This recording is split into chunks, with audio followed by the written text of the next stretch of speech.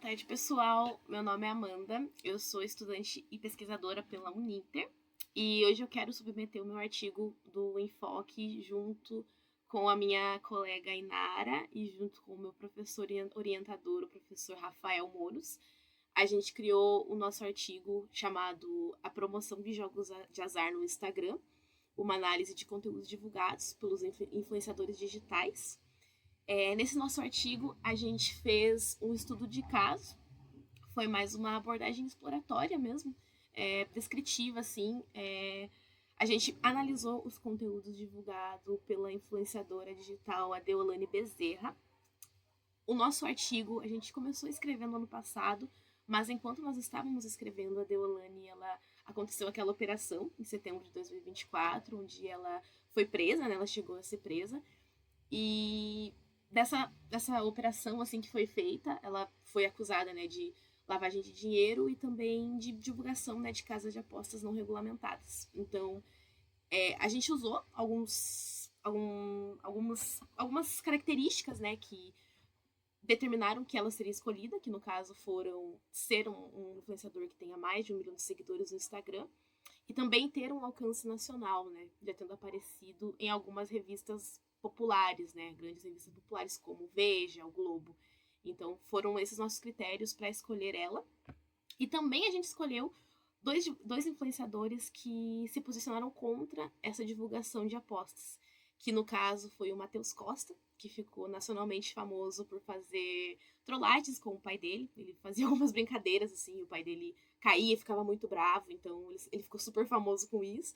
E também a Patrícia Ramos, que é uma influenciadora que ela acho que ela não chegou a participar do BBB, mas ela apresenta muitos quadros na Globo.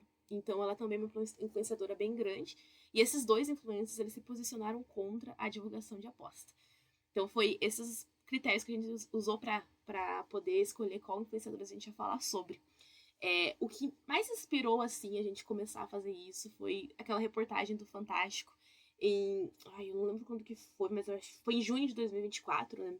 Que falou um pouco sobre as contas demos que os influenciadores usavam para divulgar, né? O que é essa conta demo? São contas que eles utilizam, que já estão programadas para ter ganhos, e esses ganhos eles mostram para os seus seguidores como se fosse uma forma fácil de ganhar, como se fosse simples você conseguir tirar aquele dinheiro, mas na verdade a conta deles já está programada para ganhar. E a gente via que apareciam assim, influenciadores que ganhavam até 25 mil reais ou até mais, mas eram contas que já eram feitas para estarem ganhas. Né? E essa popularidade gigantesca das bets, ela levanta alguns debates sobre a ética nas divulgações nessas casas de apostas também.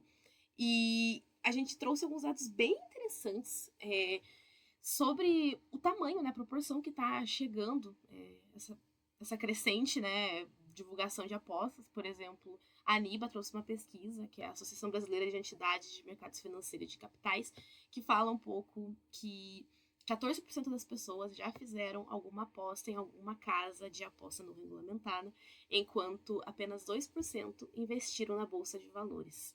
Então, são alguns dados bem assustadores que mostram que as pessoas preferem deixar de investir em alguma coisa que tem o retorno certo para poder investir em uma coisa que não é um retorno certo, né? E a gente também viu que o vício em aposta ele foi considerado uma doença, né, um transtorno mental em 2016 pela OMS. Então é uma coisa que, além de estar relacionada com o vício de ganhar e da vontade de ganhar dinheiro, também a gente vê que é uma coisa que entra um pouco na parte psicológica, né? A gente viu que o maior crescimento assim, de casas de apostas foi de 2020 até 2022, mesmo a gente tendo pesquisado o caso da Deolane agora, que é mais recente, né? Mas de 2020 a 2022, essas empresas de apostas já faturaram mais de 50 bilhões de reais no Brasil e já movimentaram, né, ao todo, mais de 150 bilhões no Brasil, isso em 2022. Eu acredito que hoje em dia os dados são muito mais alarmantes, né? A gente também viu que tem uma pesquisa da aposta legal, né, que fala que as pessoas escolheram as casas de aposta que elas querem investir o seu dinheiro, né, que elas querem colocar o seu dinheiro através dos influenciadores digitais. Nessa pesquisa mostra que pelo menos 22% das pessoas que investiu numa casa de aposta foi pela indicação de algum influencer digital. Então, a gente analisou, né, principalmente da Deolane, né, no caso, a gente analisou esses conteúdos, a forma que ela traz para os seus seguidores, e a gente notou que tem uma relação assim de muito de ganho fáceis, é muito ligado ao luxo essa divulgação. Então, por exemplo, eles divulgam essa casa de apostas sempre postando coisas luxuosas, por exemplo, mansões, carros de luxo, muito dinheiro. Então sempre tem essa relação. Por exemplo, a Deolane fez um vídeo jogando o tigrinho numa geladeira dela, que era uma geladeira super cara, caríssima, no telão da geladeira. Então a gente vê que tá muito relacionado a questão de luxo com a divulgação da casa de aposta, né? Tem uma linha que a gente segue também, que é o Capital Social. Agora perdoe a minha pronúncia do Bourdieu, que fala, né, que o Capital Social ele segue nessa via de que é, é como se a pessoa tivesse muito mais alcance pelas redes de conhecimento mútuo, né, que ela tem entre outras pessoas. Então, o capital social vai muito mais além de apenas o capital físico e também vai pela capacidade desse indivíduo fazer conexões, né? E a gente percebe que os influenciadores digitais, eles têm muito eles influenciam, né, muito na escolha das pessoas, até mesmo no consumo da população. Então a gente vê que eles têm essa influência já feita já na sociedade, são figuras que são muito influentes, até que vem o nome influenciador digital, e que por eles estarem fazendo essas divulgações, isso acaba afetando muito o consumo da população. Não é à toa que a gente está vendo hoje em dia uma crescente muito maior em casas de apostas do que era antes, né?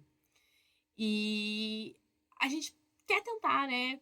Quer falar um pouco mais sobre isso. A gente quer também expandir nosso artigo mais para frente.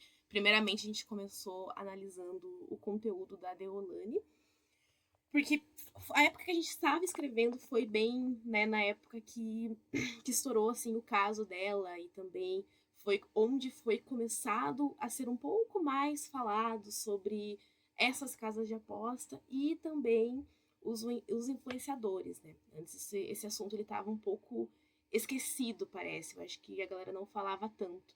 Mas agora a gente vê que isso está crescendo cada vez mais e que a gente, como pesquisador, precisa falar sobre isso, precisa tentar alertar as pessoas, trazer alguns dados também, porque eu acho que é super interessante a gente colocar esses dados para a vista da população, porque às vezes as pessoas não têm noção de quão grande tá ficando, né, com que proporção que tá tomando esse caminho, né, essas casas de aposta.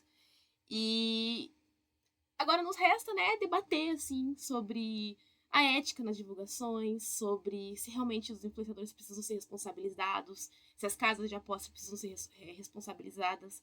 A gente sabe que o vício em aposta, ele é considerado, eu não sei bem se é uma doença psicológica, um transtorno psicológico, mas a gente sabe que ele tá nessa classificação, né, não é uma coisa que, é uma coisa compulsiva, não é uma coisa que as pessoas conseguem controlar. E ver que esses influenciadores estão atrelando muito luxo a casas de apostas pode ser uma coisa prejudicial também. E a nossa conclusão, né, no nosso artigo fala que a gente percebe que realmente os influenciadores eles são muito cruciais para ter esse aumento. E eu acho que é mais ou menos isso. A gente quer continuar falando sobre isso, continuar divulgando, para que a gente consiga mitigar um pouquinho, né, os efeitos que essas divulgações e essas novas casas de aposta estão tendo no Brasil no geral, né? Mas é isso, pessoal. Obrigada pela atenção. Espero que gostem do nosso artigo.